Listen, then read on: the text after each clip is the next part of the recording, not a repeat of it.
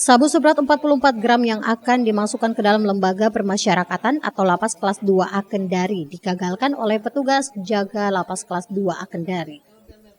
Penemuan sabu itu berawal saat warga yang berinisial RF berusia 16 tahun dan masih duduk di kelas 1 Sekolah Kejuruan dalam Kota Kendari, Provinsi Sulawesi Tenggara, akan memasukkan makanan berupa ketupat kepada Kamarudin, warga binaan Lapas Kelas 2A Kendari.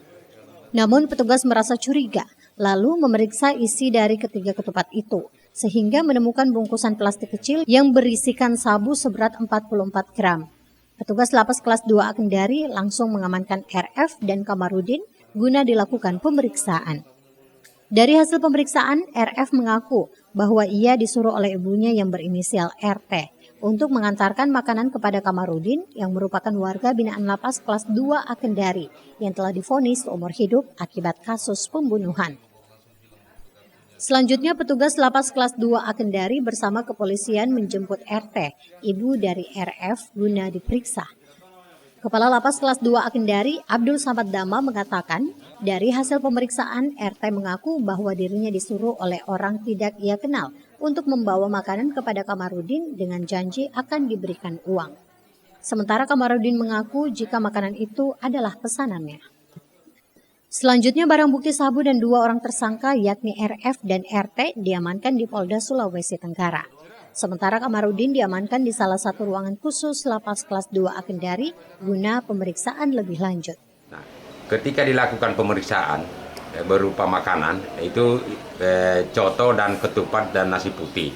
Nah, pada saat diperiksa itu, di dalam ketupat, petugas saya mencoba menusuk-nusuk itu dalam ketupat.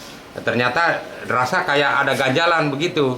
Nah, sehingga dilakukanlah pembongkaran, di ketupatnya dibelah, dan alangkah kagetnya petugas penerima saya, pemeriksa barang itu atas nama Ibu Nurtini, kaget bahwa di dalam ketupat itu ada bungkusan plastik putih yang diduga sabu.